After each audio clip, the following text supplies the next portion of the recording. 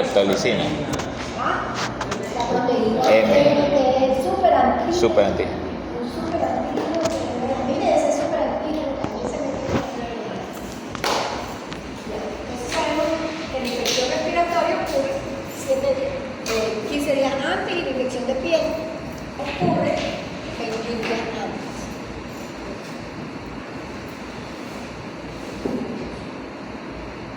Aquí tenemos, para recordar, serotipo 12. ¿Dónde está? ¿Cómo? Faringoamigdalina. Es el mismo serotipo que causa la fiebre reumática. Ese serotipo. El 49 causa la enfermedad. 49 es el de los forúnculos, la fibromielitis, que se causa fiebre. No se olviden. Son diferentes serotipos, por eso es que el ASTO no me señala la presencia del serotipo 49. Ahí es la antiDNase. Entonces tenemos la infección cutánea del día antes, los síntomas no son específicos al inicio hasta que empiezan los síntomas específicos, que principalmente es el edema. El edema, las mismas características de evolución del edema nefrótico, es decir, inicia en región facial, se puede generalizar en sentido cefalocaudal, pero no llega a nasarca generalmente. Y el edema es duro, ¿no? Es difícil que deje fuego. La duración del edema es máximo 2 semanas. Y asitis raramente, muy raramente. La oliguria, es decir, que la uresis baja por debajo de 0,5, va a bajar la uresis, pero sin llegar a niveles de oliguria. Entonces, cuando llega oliguria es en un 25% de casos. Anuria, miren la frecuencia. Si hablamos de anuria, estamos hablando de insuficiencia renal. Cuando hablamos de oligoanuria, Menos de 0.3. menos de 0.3. Y otro dato importante es que cuando el chico mejora, igual que en el nefrótico, aumenta su uresis. Y va a ser poliuria. ¿Cuál es el valor de poliuria? Más de 2 ml por kilo. De hematuria, siempre. O sea, hay datos que siempre van a estar presentes. El edema, que es el primero, el edema. La disminución de la uresis puede ser que no llegue a oliguria. Y la hematuria siempre va a estar presente, sea micro o macrohematuria. Microhematuria es del 100% de casos, y macrohematuria sí es bastante frecuente, entre el 70%. Generalmente la hematuria, miren, ahí van los criterios de biopsia también. Entonces, si no cede la hematuria después de 2 semanas, tenemos que hacer biopsia. La hematuria desaparece. Aquí todo desaparece. En el nefrítico desaparece todo, en el nefrótico no. Entonces vamos a tener todos los síntomas que desaparecen. El edema demora un poco más, pero la hematuria a las 2 semanas.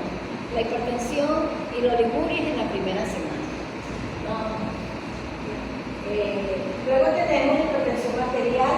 Hipertensión arterial de moderada a grave en el 50% de los casos. El otro 50% va a tener ligera elevación de la presión arterial. Y de estos que hacen hipertensión moderada severa, hay un 10% que puede llegar a la encefalopatía hipertensiva.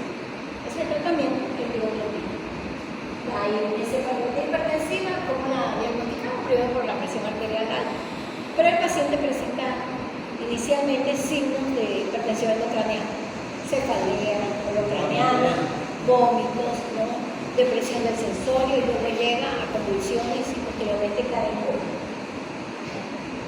El otro dato que va asociado a la hipertensión es signos de hipervolemia, que no es en todo, ya en un paciente hipertenso tengo que empezar a buscar signos de hipervolemia, que tiene que ver con la insuficiencia cardíaca congestiva y posterior edema pulmonar.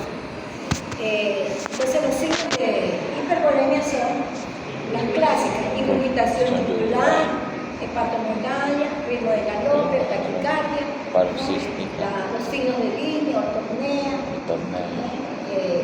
Y para hablar de edema agudo pulmonar tiene que haber sintomatología pulmonar. Crepitantes. Y de la presencia de inspectores crepitantes mínimos y ligeras sibilancias. Se dice, con toda esa sintomatología de hipervolemia, ese paciente con certeza tiene edema agudo pulmonar. Con certeza. Si hay estertores con signos de hipervolemia, eso es edema pulmonar, es irrefutable.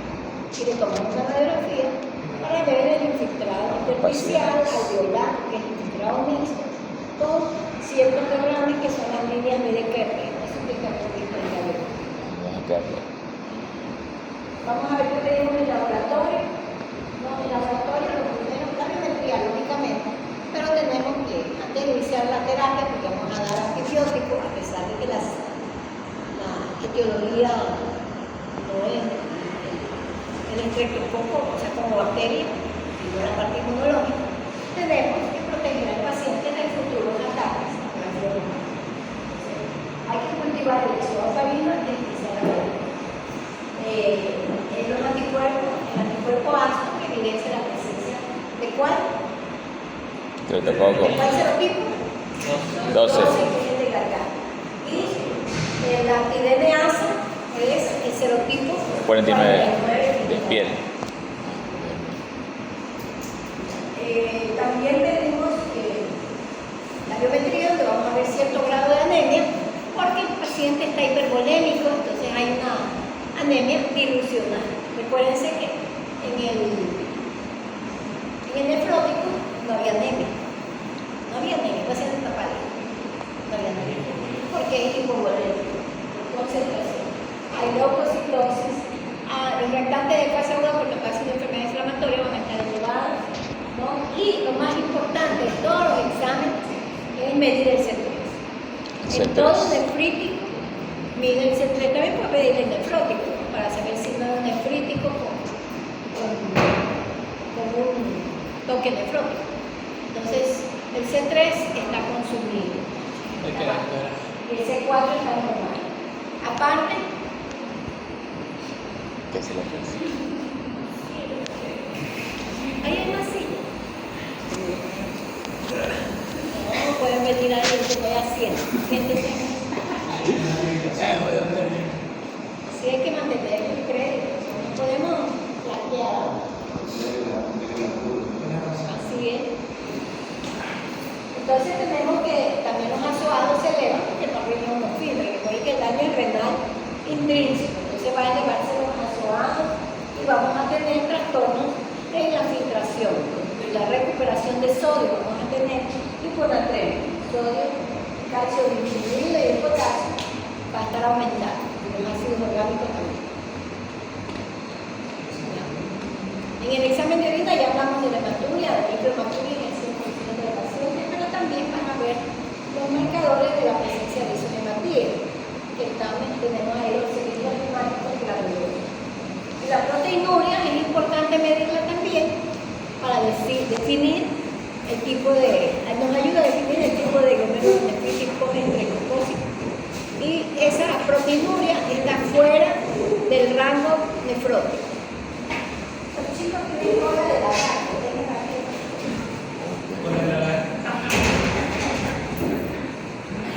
Sí, pues lagarto.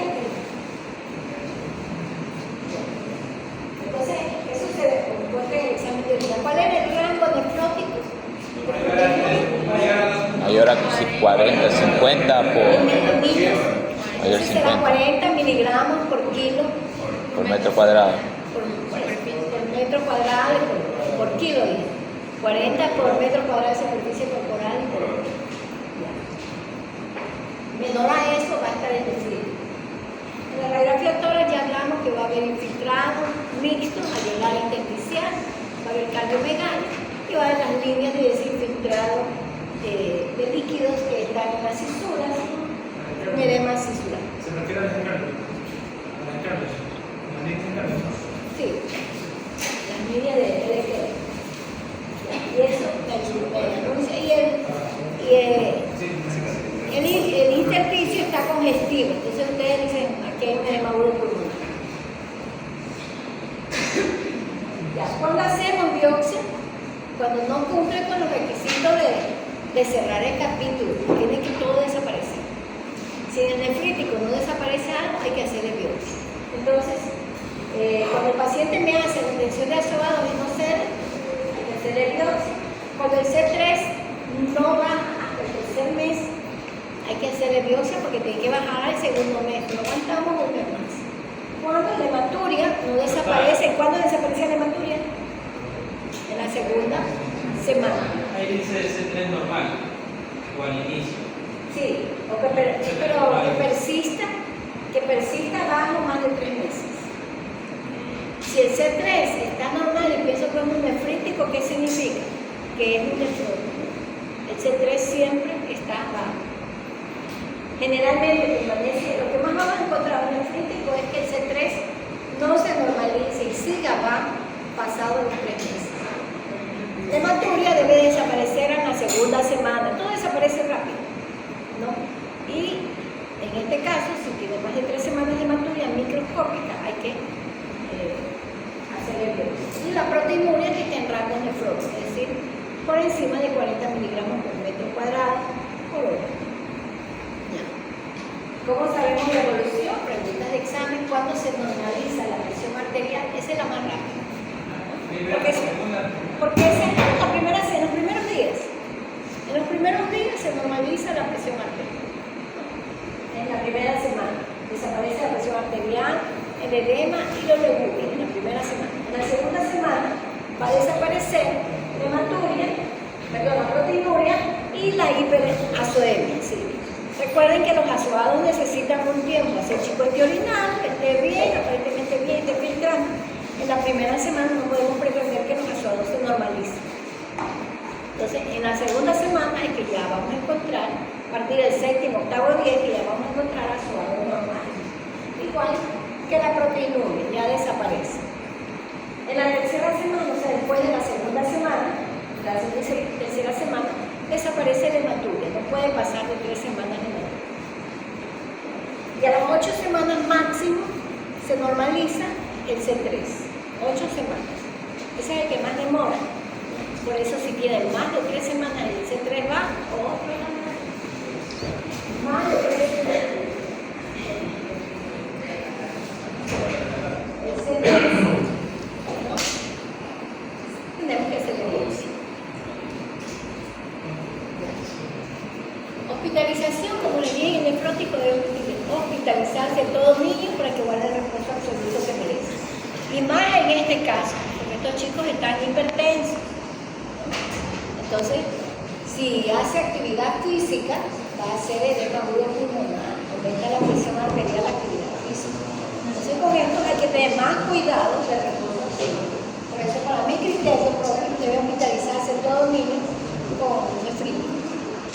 Pero la guía dice que debe ser cuando la presión diastólica esté por encima de 100. El circuito de resistencia periférica está por los 100.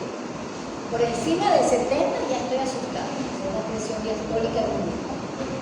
El edema agudo pulmonar, hace rato que la presión está por los 100 para que me haga edema agudo pulmonar. Yo tengo que evitar que llegue ya. Los azoados elevados y la diuresis menor a 0.5. Es decir, el paciente oligúrico definitivamente tiene que estar hospitalizado.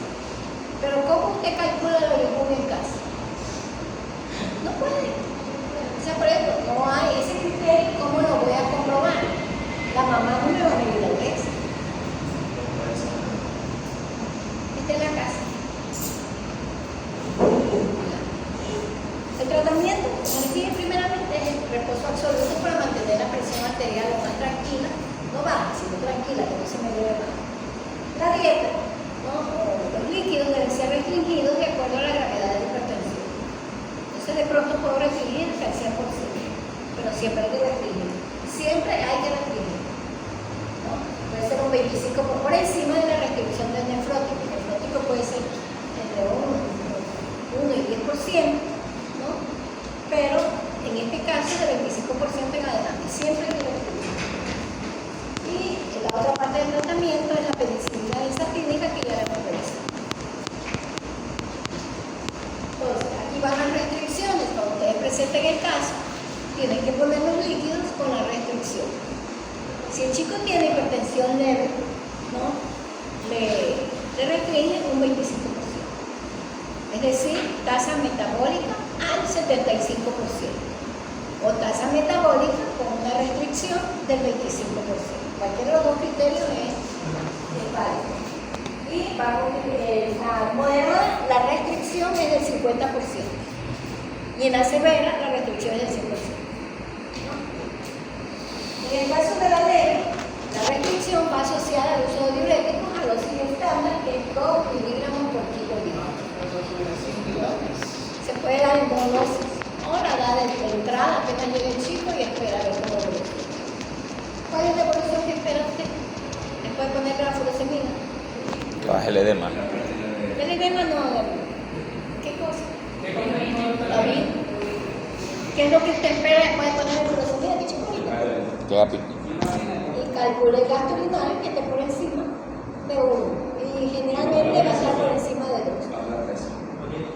Y lógicamente va a bajar la presión. La hipertensión moderada ya duplica un poco más la furosemida a 5 miligramos por kilo, en 2 o 3 dosis diarias. Y la última, severa, ¿no? Entra con 2 y termina con 10 miligramos por kilo de furosemida. No sale con 2, le duplico a 4 y después le pongo 4 más. En el caso de que no ceda la presión arterial y el paciente ya utilizó la dosis de 10, tiene que utilizar antihipertensivo. No se utiliza casi antihipertensivo, perdón, pero de todas maneras hay que estar preparado para usar el nifedipino y el enalapril. Esta es la dosis. Y por último, si el paciente tiene hipertensión severa con encefalopatía hipertensiva, ahí está el único que nunca ha cambiado, que es el hidrocruciato de sodio, que es en infusión continua, de 0.2 a 0.3 microgramos, ¿no? Por kilo minuto. Es el único que controla la encefalopatía hipertensiva. Y por último, si el paciente cae en insuficiencia cardíaca congestiva, el único manejo es diurético, como ya mencionamos en hipertensión severa, porque esta es una traducción de hipertensión severa. Y la ida se tiene que manejar por etapas. La insuficiencia renal aguda, que es otra complicación del nefrótico. ¿Cuáles son las complicaciones del nefrótico? Ahí está. Ahí está. Encefalopatía hipertensiva. ¿Cuál es otra complicación? Insuficiencia cardíaca congestiva. ¿Y la otra complicación? Insuficiencia renal aguda. Pare de contar. Esas son las 3 complicaciones. No, y lógicamente que evolucione a nefrótico. Pues evolucione a nefrótico. Cuando hay el daño glomerular severo, evoluciona a nefrótico. Es perdedor. Puede tener un kit de nefrótico. Entonces, si tengo insuficiencia renal aguda, la tercera complicación severa de la glomerulonefritis, que es más severa que la nefrosis. Entonces, tengo que trabajar con quién, a quién tengo que controlar la insuficiencia renal aguda. Ahí está. Al potasio.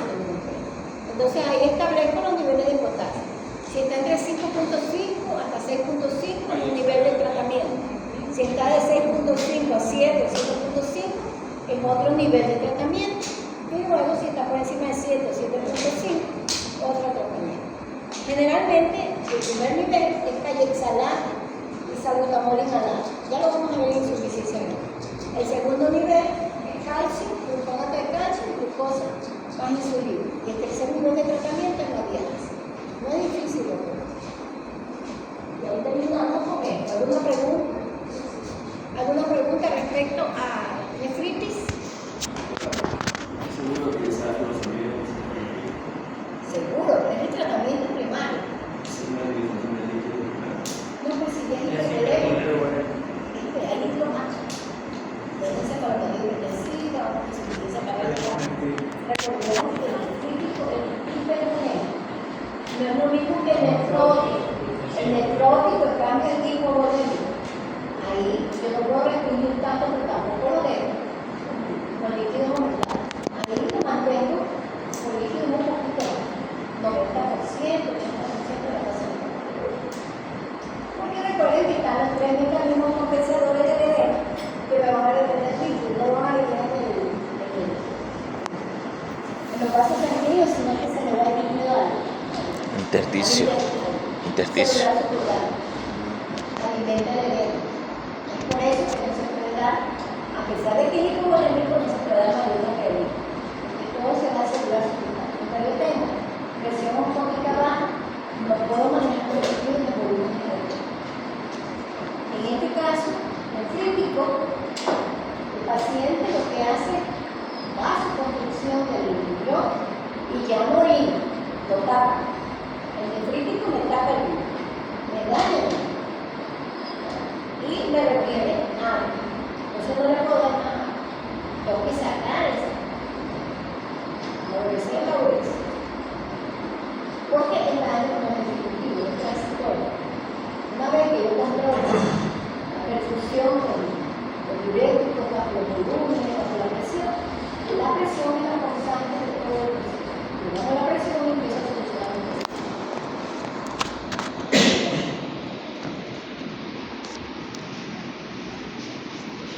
¿Alguna otra pregunta? Las dudas, no puede quedar, díganme. Entonces vamos a continuar porque puede ocurrir con un paciente con nefritis o nefrosis, que es la insuficiencia renal aguda. Aguda, estoy viendo crónica. Crónica ya en otro manera. Aguda, ¿no?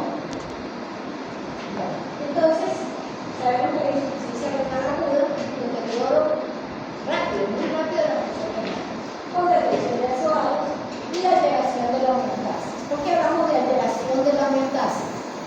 ¿Qué se refiere? Alteración del líquido, ¿qué más? ¿Qué más? No solamente el líquido. Ácido base, el equilibrio ácido-base. Entonces vamos a perder bicarbonato y a retener hidrogeniones. Se va a alterar el equilibrio ácido-base. La incidencia es variable, en pediatría. ¿Cómo? No, ese que iba a ver el describo que son también del medio externo y del medio interno que va a estar en el Sí. externo. Respecto a la incidencia en niños va a depender de la solución que tengamos, del conocimiento que tengamos sobre el manejo del shock hipovolémico, especialmente con diabetes. Esa es la principal causa de insuficiencia renal aguda en niños, la diarrea manejada de manera inadecuada. Si el chico está hipovolémico, sin miedo, ¿no? ¿Se acuerdan cuánto era el plan C? 100 cc por kilo, 30 y 70. Como ustedes quieran, pero lo ponen. Importante que le pongan 100. Entonces, el cuidado intensivo por la inmadurez renal, la frecuencia de insuficiencia renal es mucho más. Entonces tenemos componentes de la función renal que son tres: que entre, que funcione y que salga bien el agua. Primero, adecuado flujo plasmático, es decir, si hay una buena perfusión, tenemos una garantizada esa parte de la función renal. Que el riñón esté íntegro, el parénquima esté íntegro, pero los recursos estén filtrando bien. Es la segunda condición para la función renal. Por último, que no tenga obstrucción a la salida. O sea, no solamente que el tejido renal funcione, sino que entre el suficiente líquido, ¿no? Que esté bien perfundido y por último que tenga una salida libre. Si alguno de esos tres elementos se altera, llegamos a la insuficiencia renal. Entonces, una vez que se instala la insuficiencia renal aguda, vamos a tener problemas fisiopatológicos, ¿no? Que las consecuencias fisiopatológicas, que son la disminución de la tasa de filtrado, al no filtrar, vamos a tener elevación de azoados, ¿no? Por retención de agua, hiponatremia. ¿Por qué se produce el hiponatremia entonces? No, el sodio, nada de eso. Pero aquí digo que tiene hiponatremia, pero tiene hipervolemia. Por la dilución. Retención de agua. Dilución. La Dilución. Una falsa hiponatremia. No es falsa dilución, No es falsa. realmente hiponatremia. Claro, el sodio no se recupera en el tubo. Acuérdense que el cloride, tenemos el túbulo con el proximal y el distal.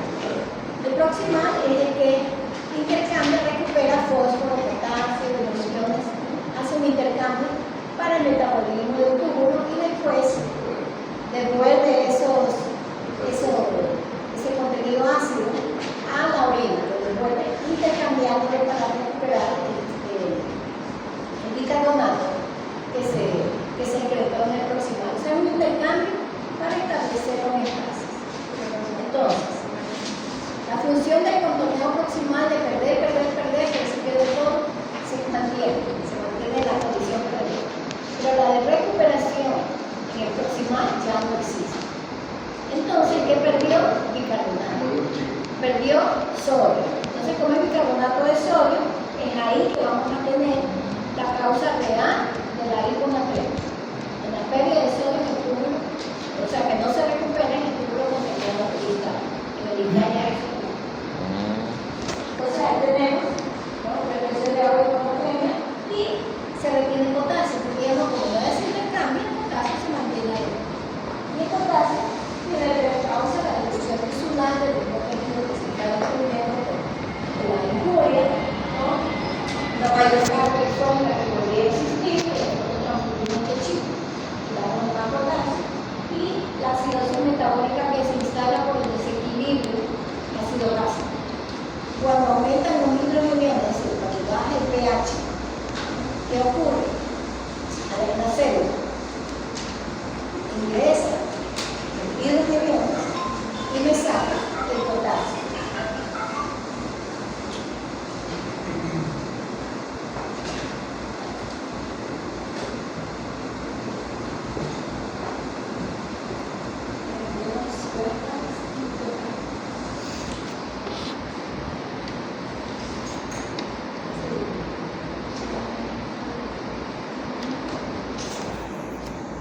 Metabólica, con la acidosis, el potasio de la celular sale al extracelular y por eso se vuelve potasio. Intercambiamos con el hidrógeno.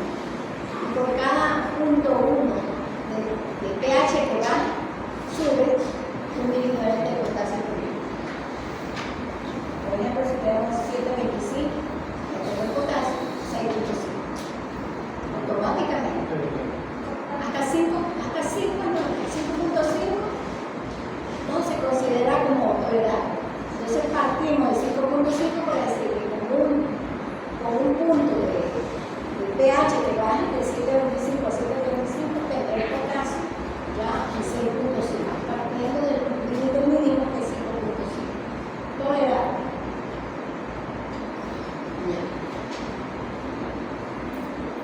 Entonces tenemos luego la clasificación de la insuficiencia renal, ya hemos visto además de secundaria. Y ya anteriormente mencioné tres instancias de garantía de la función renal, que es la perfusión, la entrada de líquido, el tejido renal como tal y la salida de líquido. Esos son los tres sitios que garantizan la función renal. Asimismo, si hay alguna injuria que afecte esas tres instancias, vamos a tener insuficiencia renal aguda, de origen prerenal, renal intrínseca y postrenal. En la prerenal ya sabemos que hay la perfusión comprometida, es decir, hay hipovolemia. Esa es la condición principal. Hipovolemia, shock hipovolémico, pero la hipovolemia va a ser condicionada por dos mecanismos. Primero, pérdida de agua extravascular, es decir, corporal total, volumen corporal total, que sale del cuerpo, ¿no? Agua que sale del cuerpo me va a reducir el volumen. Ahí tenemos cuál, la principal, diarrea, el vómito, toda pérdida que ustedes, una poliuria, una diabetes insípida, Hemorragia. una insolación, quemaduras, Hemorragia. líquido de la piel, o sea, una pérdida externa. Estoy perdiendo líquido del cuerpo, se fue del cuerpo. Pero hay otra pérdida interna que no se ve, que se puede tener. Y también pérdidas del volumen vascular directamente. Una hemorragia es una pérdida externa, pero es que el volumen vascular se me produce. Pérdida del volumen intravascular, que se puede ver y que no se puede ver. Las que se visibles son las hemorragias. Y las que no se ven son los eventos, los secuestros de líquido. Entonces,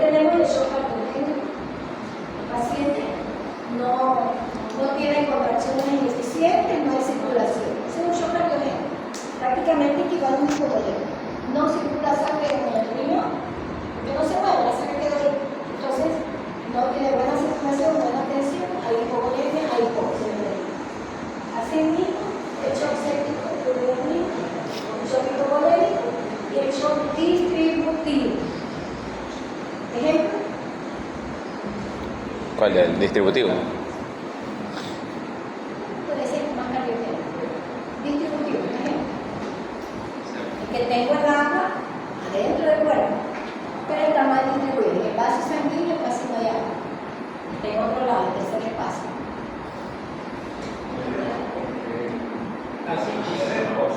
¿Edema de qué causa? ¿Ya la vimos? No, el eléctrico es hipercolémico. El nefrótico es el prerrenal. El nefrótico, el dengue también no puede causar eso, porque ahí se puede Pero ahí, también. Sí. pero ahí Kawashor, creo que hay pérdida de proteína. Pero el coyocor no afecta a la perfusión. Ah, ya. El coyocor no afecta a la perfusión chicolina, hay una más. Ah, ya. Bueno, vamos con la renal intrínseca. Todo lo que me lleva a necrosis tubular aguda me va a causar un daño renal. Tenemos la número de fibra Pues infecciosa, infecciosa. ¿no? Esa daña el virus, daña la membrana basal del virus, ¿no?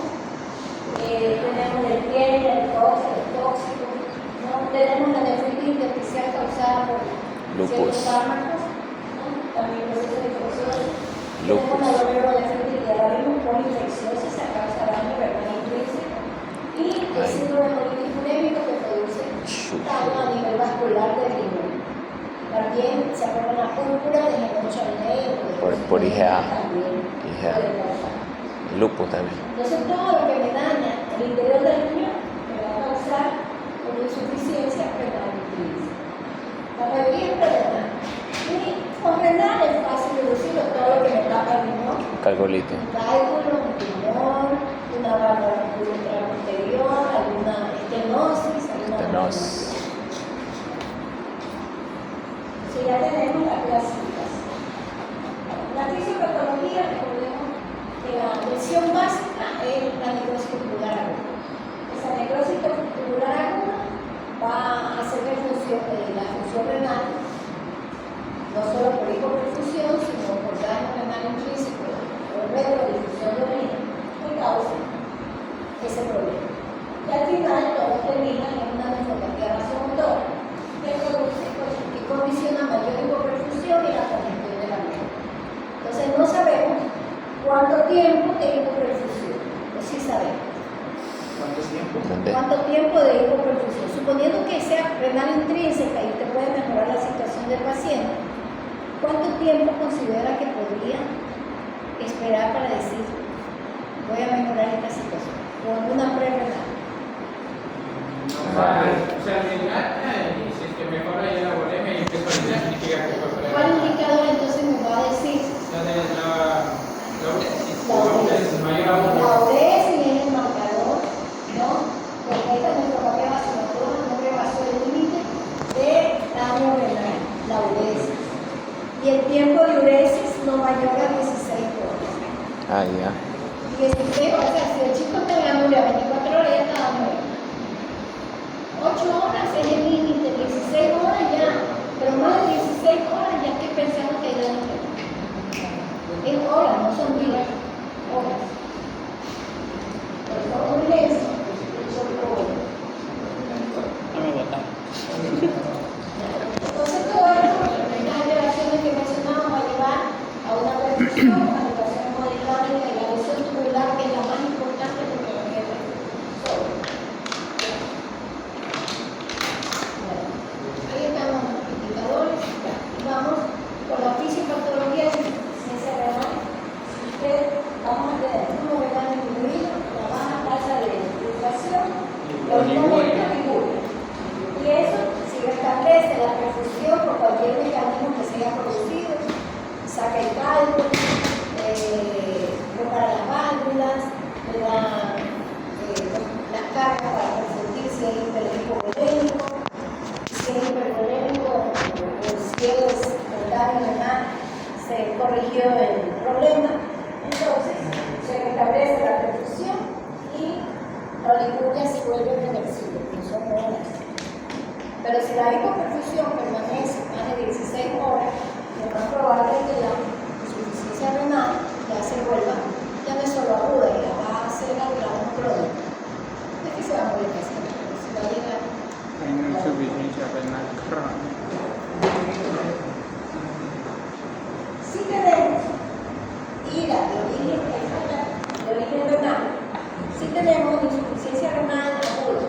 de origen renal intrínseco, ¿no?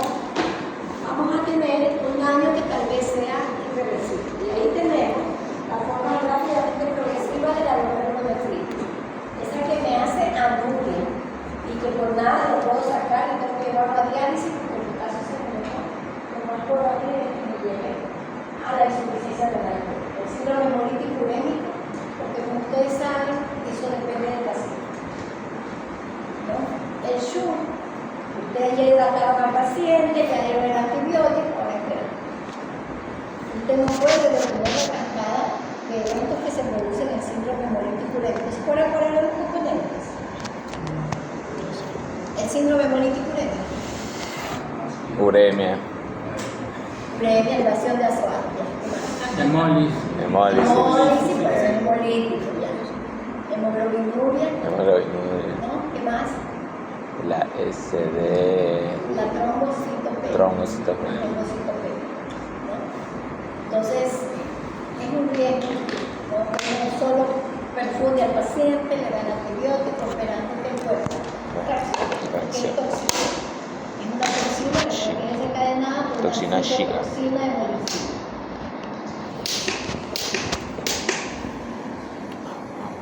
La fibrosis tubular aguda, que también puede ser irreversible, ciertos tumores que infiltran el parénquima renal, ¿no? Si no se corrige el problema, si no se opera al paciente, se utiliza la terapia psicotáctica, perder el pulmón, y cuando se activa en la sepsis, en la coagulación intravascular diseminada, podemos perder el pulmón. Es rápidamente progresivo, se da hacia la tromboembolia del paciente. Es lo mismo. Isquemia renal. El diagnóstico clásico, claro, conocemos el método clínico, la anamnesis, el examen físico, el examen complementario, y vamos a determinar si el tipo clínico de insuficiencia renal es oligúrico o diúrico. Generalmente el paciente se mantiene, recupera su dosis, pero no al 100%, se mantiene aproximadamente 2 a 3 semanas y revoluciona. Pero también puede ser por directo de seguido. Una vez que responde a 4, 6, 8 horas, el paciente va a mantener una dosis sostenida no por la dosis sostenida. La huella. Por culpa de Pedro. En cuanto a la clínica de insuficiencia renal, la clínica no hay algo como de insuficiencia renal. Usted primero tiene una clínica de enfermedad causal. Fiebre renal, si es renal intrínseca O renal. o si es renal. Esa es la clínica básica. Así Y es. se asocia a palidez, porque estamos teniendo líquido, ¿no? Hace Ya le va a dar. hemodilución. Hay que darle Ritalina.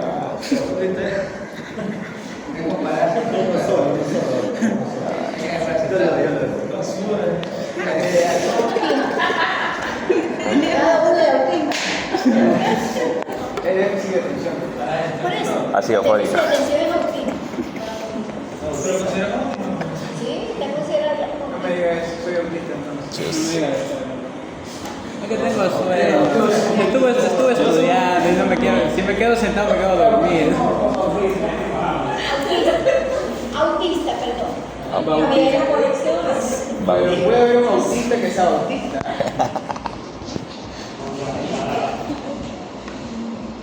Bueno, entonces, el otro síntoma que realmente nos da diagnóstico de insuficiencia renal es la falta de orina.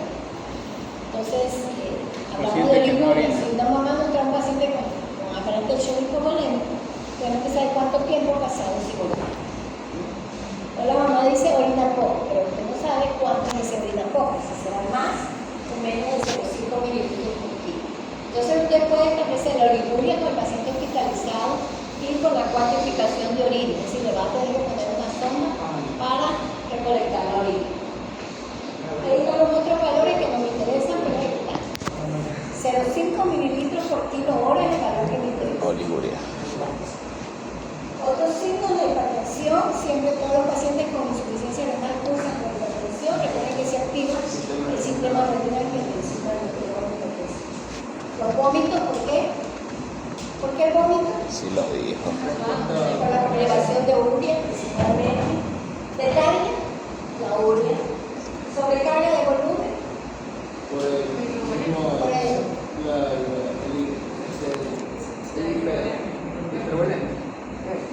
Claro, es sobrecarga de volumen hipervolémico. ¿Por qué se produce el hipervolémico? Fácil. ¿Es insuficiente renal? ¿Por qué? No está.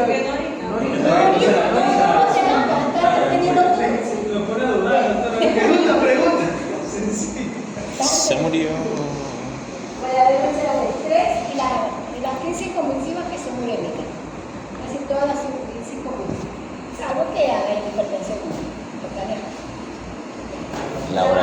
Vamos a llevar Urea. los azuados, ¿no? Se va a llevar el potasio, Ácido se va a llevar úrico. el fósforo y el sodio va a estar bajo. Esa es una de las condiciones Va a estar bajo. más llamativas de la necesidad bajo el sodio.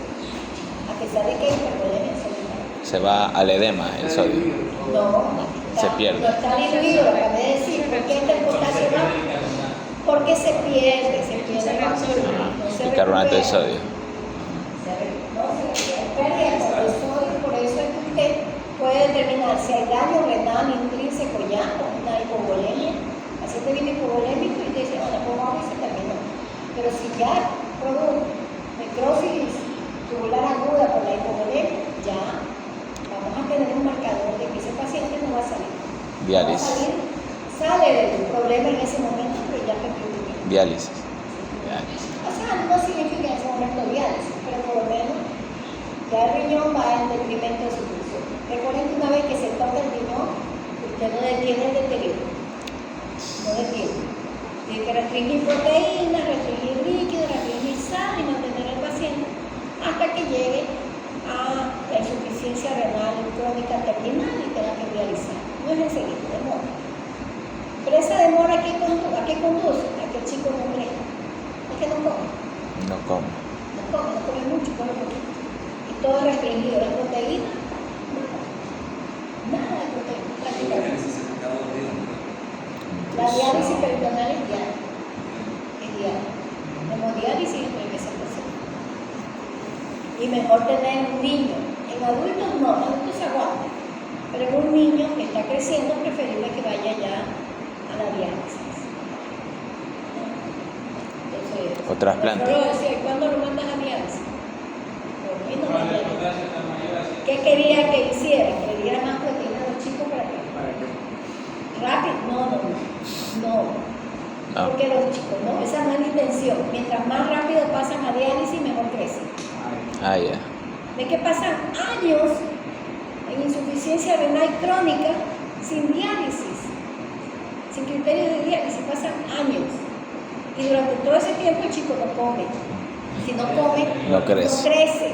Entonces los chicos terminan enanos, anémicos, Secundario. hipertensos, con placas ateromatosas. No puede controlar eso. Pero con la diálisis controla todo. Es normal, el chico se normaliza, va a llevar una vida normal, con un catéter en el peritoneum. Y la diálisis se la realiza mientras duerme, que es automatizado. Y es en casa, lo que tiene que estar hospitalizado. El aparato de diálisis se lo llevan a la casa, eso le da el Ministerio de Salud. Y los chicos aprenden a dializar. O trasplante. Una experiencia muy bonita, de ver cómo ellos mismos saben. Bueno, yo me quedé hipoplasia, hipoplasemia, esto, hipocalcemia, hipermolemia, hipoplasemia, la anemia y hemorragia.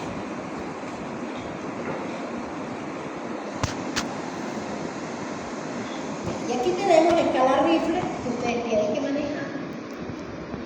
La forma más fácil de manejar la escala Rifle es con la URES. Es la forma más sencilla, por eso la URES es la marcador de Injury, failure, y eso loss, está en riesgo cuando usted demuestra que su URES está por debajo de 0.5 mililitros por kilo de espacio olímpica.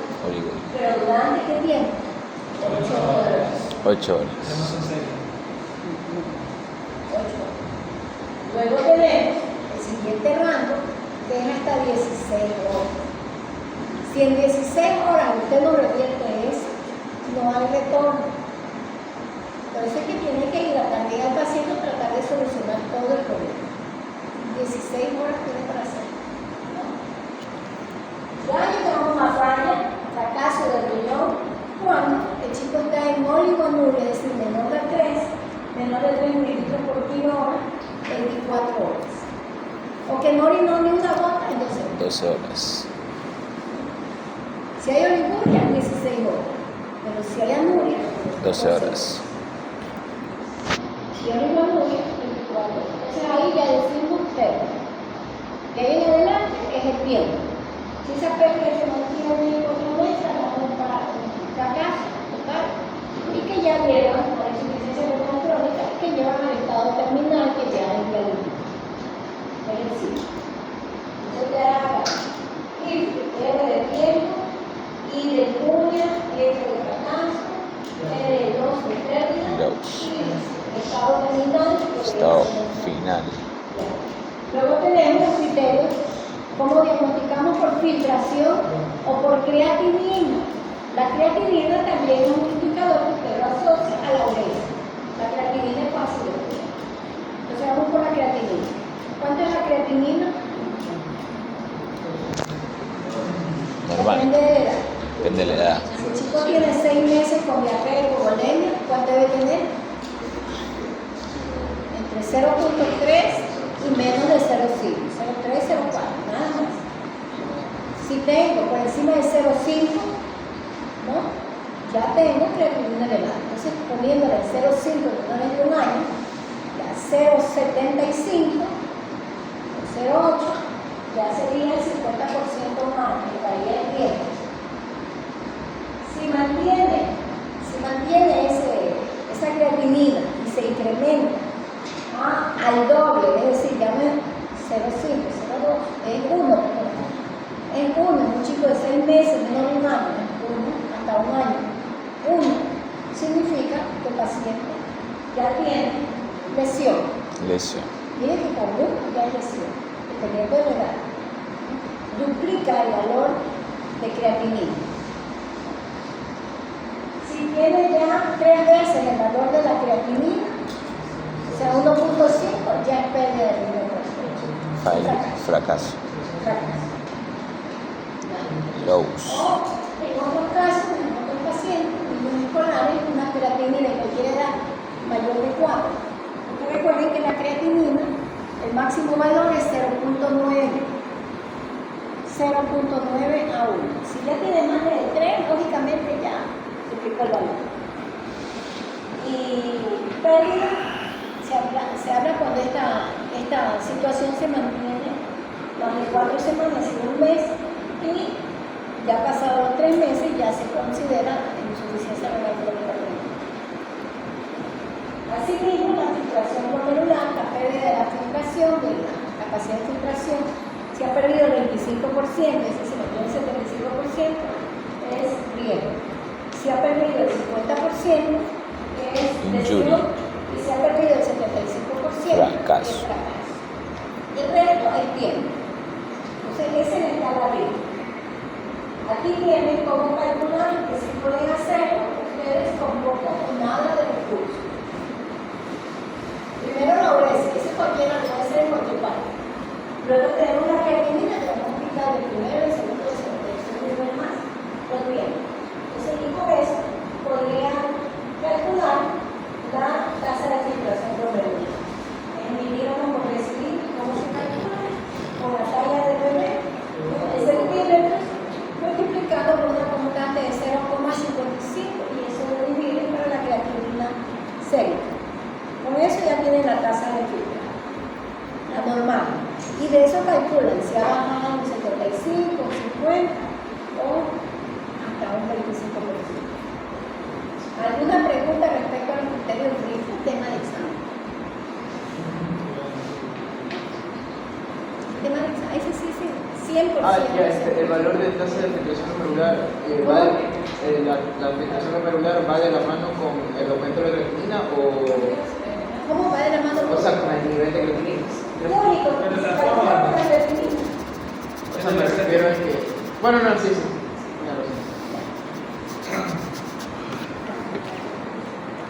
A mayor nivel de creatinina, menor tasa de filtración. Entonces, primero calcula la normalidad. La normalidad. ¿Cuánto le sale? ¿Dónde? ¿Qué decía? de acuerdo a la edad. Entonces tiene que saber la normalidad de creatinina y la saca con el valor menor mayor. Si es menor de 0, menor de un año, 0,5 es el valor de creatinina. Con eso calcula su base y ahí calcula el resto del resultado. ¿Cuánto perdí? Y ahí le resta hasta el 25, 50 o 75.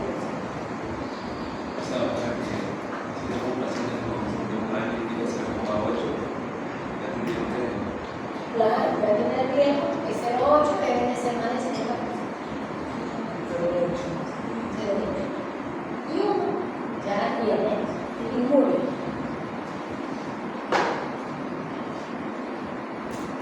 Y podemos hacer un diagnóstico diferencial, ¿no?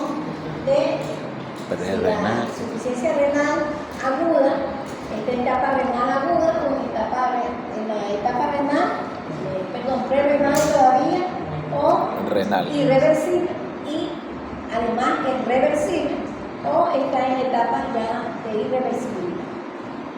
Eso nos ayuda que si el paciente le hace las cargas y orina, es decir, mejora. Si con hidratación mejora, seguramente es pre-renal. Si no mejora con hidratación, tal vez ya esté Renal. fase renal intrínseca, ya haya causado la necrosis tubular aguda. Porque a veces no sabemos la causa del taponamiento renal, no sabemos. Porque el chico no orina. Entonces, usted empieza por carga, ¿no?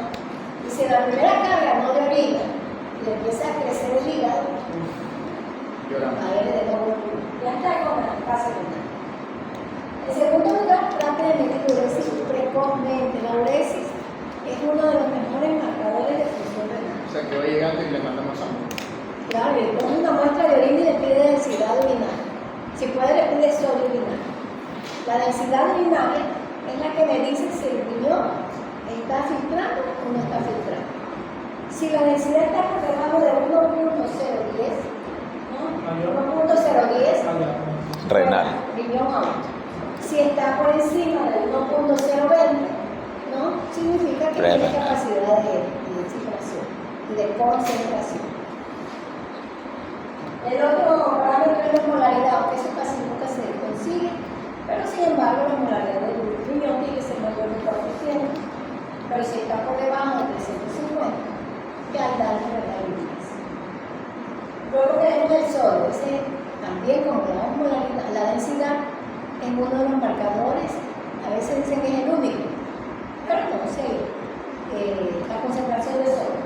Si tiene, normalmente el riñón recupera sodio. Entonces no debe haber mucho sodio en orina, menor de 10 miligramos por litro. Pero si yo tengo valores superiores a 60, entre 10 y 50 todavía es tolerable, pero no significa que se vaya a recuperar. No tendría que recuperar, pero si tiene más de 60 ya es recuperable. Y eso va de la mano con la FED, la excreción fraccionada de sodio. Entonces, como el chico excreta mucho sodio, la fracción excretada de sodio será mayor del 1% si tiene una insuficiencia renal de origen renal intrínseco. Pero si es renal, la cena está por debajo del 1%. ¿Por qué no pierde la azúcar? Asimismo, estos podemos utilizar la creatinina urinaria, la cena de creatinina urinaria, dividida para despierte lo hago más. Dividida para que un pan despierte la máquina profundamente de leche de agua. Un 3 comas. Échale agua, se hace dormido. Yo que puedo, Ya vio que se hace dormir. Es que anoche estuve de guardia, tampoco no. Sí, es que él es guardia. Está sabiendo, ya vio. Tampoco guardia. Hay una foto tomada, Ve. Tampoco guardia. ¿La guardia de qué? Tampoco guardia. No, él es guardia de seguridad. Él es guardia de seguridad. ¿La guardia de seguridad aquí en la trabajo por la noche. Qué bien, que me alegro. ¿Tomó un riñón? Bueno, hablamos del índice de creatinina urinaria y creatinina plasmática. Normalmente entrenamos la creatinina, no la retenemos, entonces la creatinina urinaria va a ser mayor a la creatinina plasmática. Generalmente mayor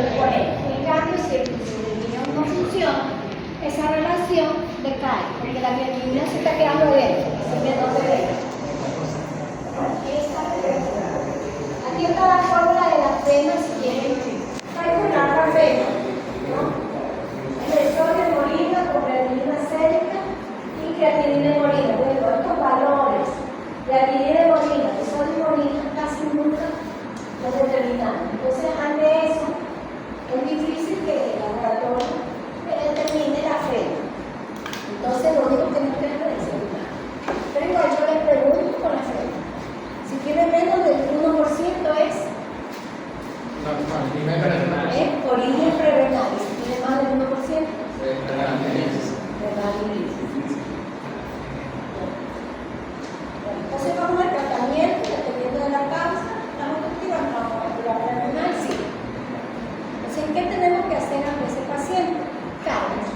Hacer las cargas. Si el paciente no orina, no se va por el plan C, váyanse a las cargas. 20 cc por kilo. En 15 minutos, no 20 cc. 20 cc por kilo, en 15 minutos, una hora, pero el riñón malito. Quiero forzar ese riñón.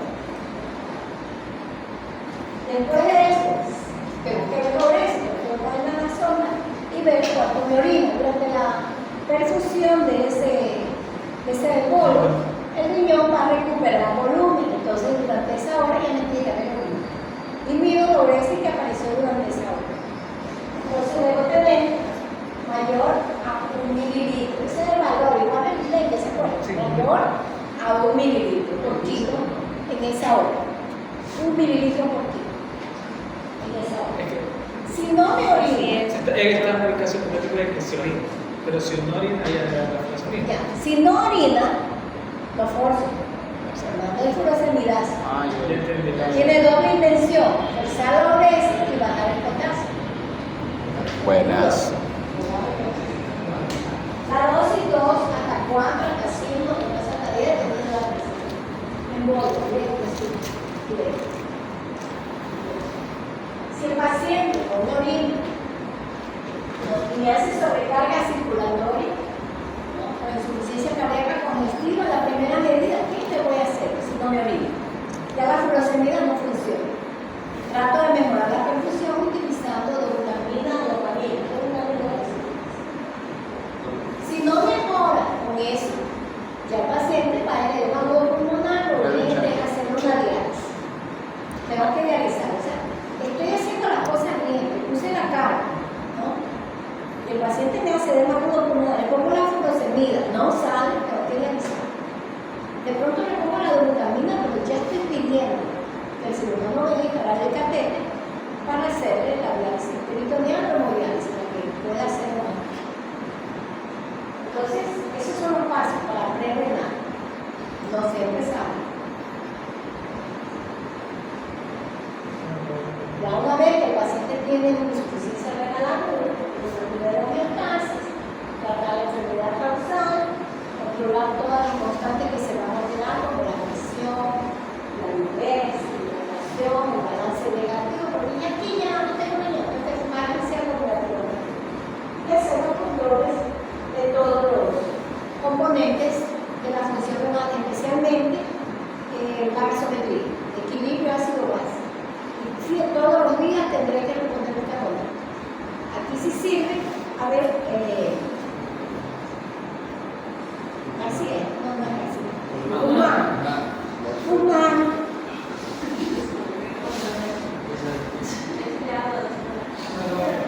A ver, humano, ¿cómo calcula el bicarbonato que le va a administrar a este paciente? A ver, humano, vamos a mover esa neurona. Ni sobrio, ni despierto. Bicarbonato, ¿cómo le repongo el bicarbonato? ¿Qué debo tener primero para reponer el bicarbonato? La gasometría puede ser venosa, sí, porque es metabólico. Cuando es respiratoria es la gasometría. ¿Y qué valor busco para decir voy a reponer el bicarbonato? Menor a 15, 12 ya por ahí. Ya. Busco la base, exceso. Hay un nivel, es más 2, más 3, menos 3. Si la base exceso, se pone un segundo. Si la base exceso, bueno, en estos casos siempre va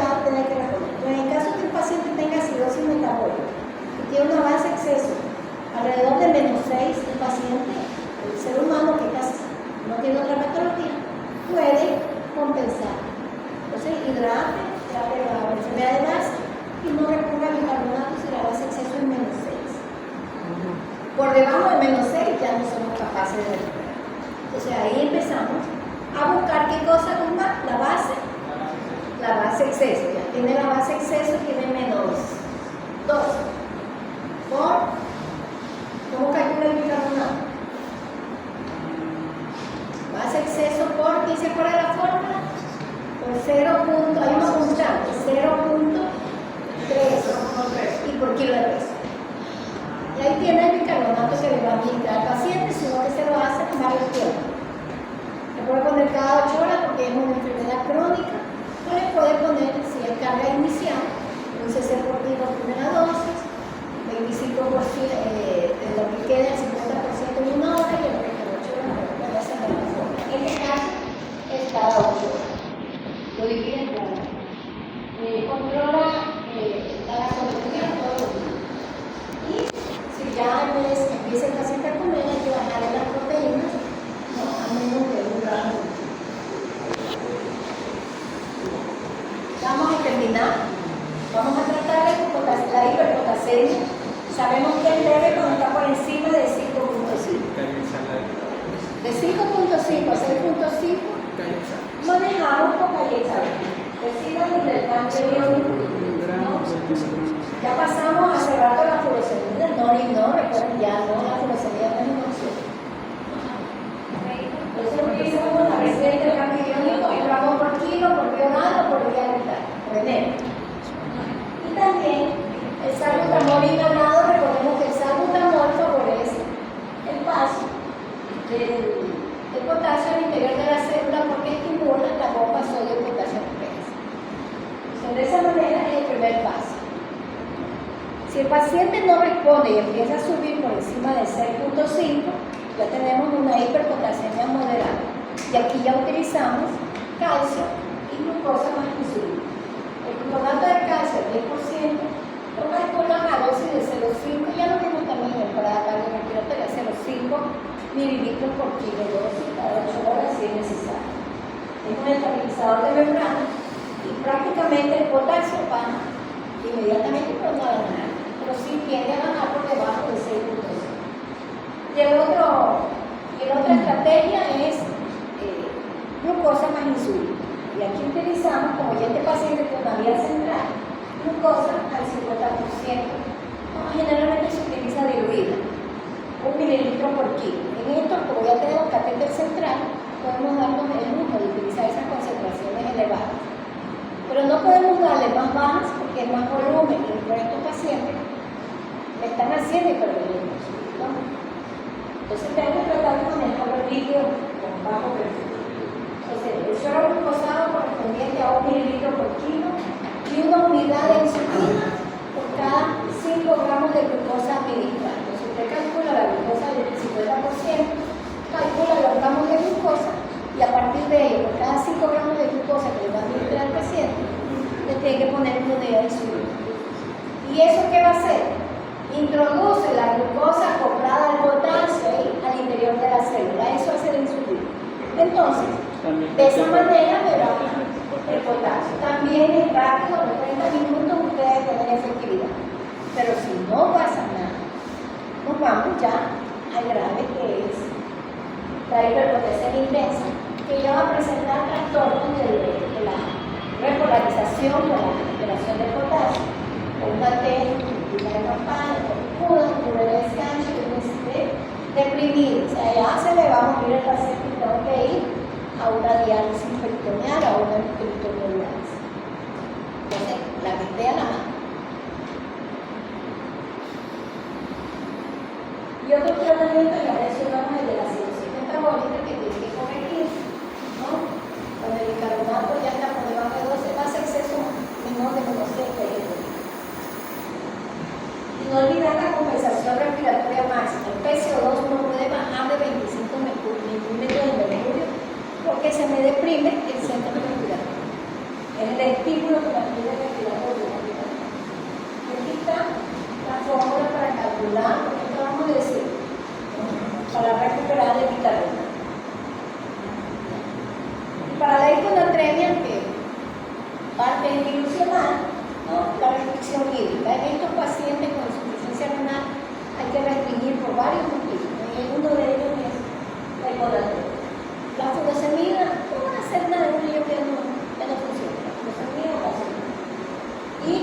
Cuando el paciente tiene trastorno neurológico o hiponatremia, ahí utilizo ¿qué cosa? ¿Qué utilizo? ¿Qué preguntas? Es que me propuse algo. Trastorno neurológico. Utilizo sodio, pero ¿cuál solución? Ya, sodio, pero ¿cuál solución? Hipertónica. Hipertónica al 3%. Eso lo vimos en el primer paciente. Aquí, si el paciente tiene convulsiones, tengo que utilizar el sodio del 3%. Para el 15, insuficiencia renal. Hipertensión arterial, ya sabemos, ¿no? La restricción hídrica, la furosemida, pero ya no funciona y el tratamiento predictivo. Casi todos los pacientes con insuficiencia renal que ya pasan al otro grado de terminal, o sea, de crónica, usan antihipertensión. En caso de que la anemia sea severa, en la aguda casi no hay, pero de todas maneras si hay anemia severa, se puede transfundir, pero como es volumen, las transfusiones se hacen en volúmenes pequeños de 5 mililitros por kilo. Y se pueden hacer 2 transfusiones medidas para equilibrar el líquido. En total son 10 mililitros por kilo por kilo. Y la diálisis, como diálisis, puede utilizarse generalmente recién nacido y en niños donde ya no tengo tiempo. ¿O qué tienen? Y los niños que tienen lupus o un compromiso vascular grave tengo que utilizar hemodiálisis. En la mayoría voy a usar la peritoneal. ¿Qué es la diálisis? ¿Cuándo hago la diálisis? Sobrecarga de volumen, hiperplasia severa, o refractaria del tratamiento, o sea, le puse gluconato de calcio, no va, se Criterio de mantiene. diálisis. ¿Ah? Criterio de diálisis. Criterio de diálisis.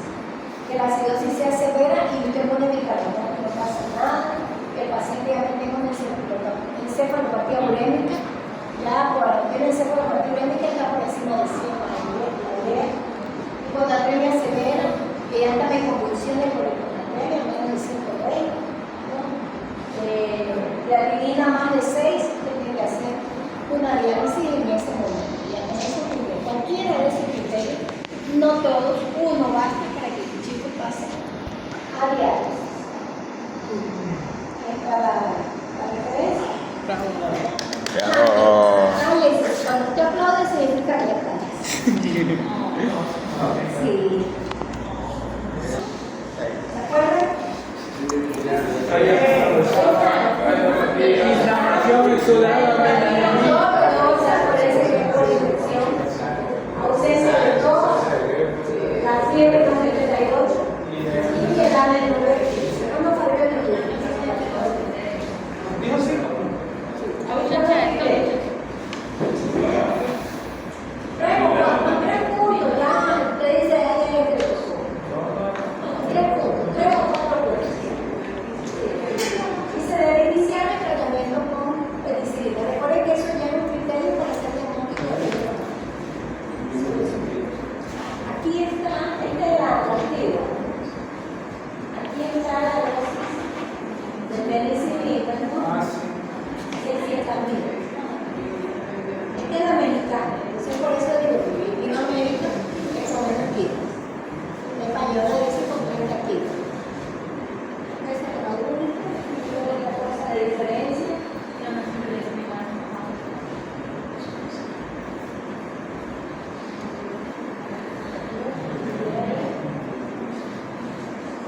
Aquí, por ejemplo, la más detallada, el intervalo PL. Prolongado, vamos a ver el intervalo PL. Si el chico tiene menos de 12 años, el intervalo PL tiene que ser mayor a 12. Si usted ve que va aumentando la edad, va aumentando el intervalo PL, el tamaño del adulto, que es el punto de segundo. ¿Por qué será esta diferencia? Andrés, como dijo. ¿Por qué se da esa diferencia entre el intervalo de duración del intervalo PL y el adulto? La frecuencia cardíaca. Ahí está. El niño tiene más frecuencia cardíaca, entonces el intervalo PL hace Obvio, ajá. El adulto tiene menos frecuencia cardíaca. Más prolongado. Entonces, el valor que él dice, ajá. Solo eso.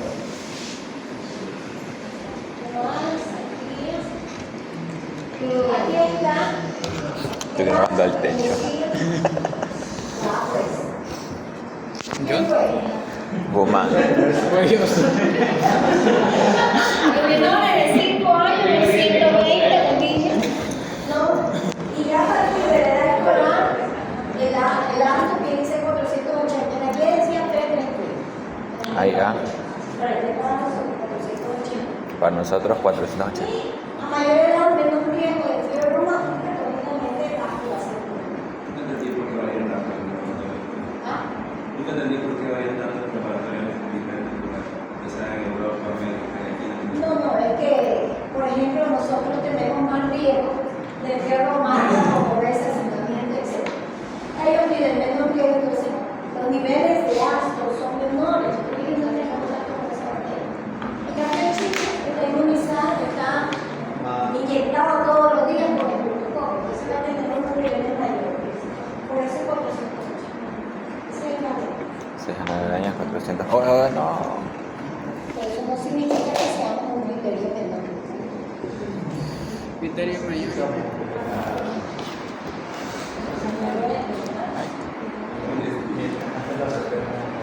Esa era la observación. Ya nos vamos. Que no encuentro. Ya veo, el corazón le perdió. No, está por ahí. Está por ahí. Todavía no la busca ya. Está en el pendrive. El doctor, hasta que demore, ve el pendrive.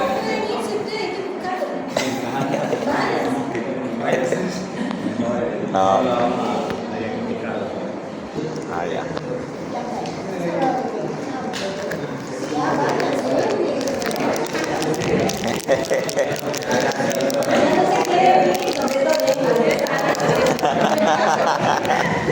No me toren.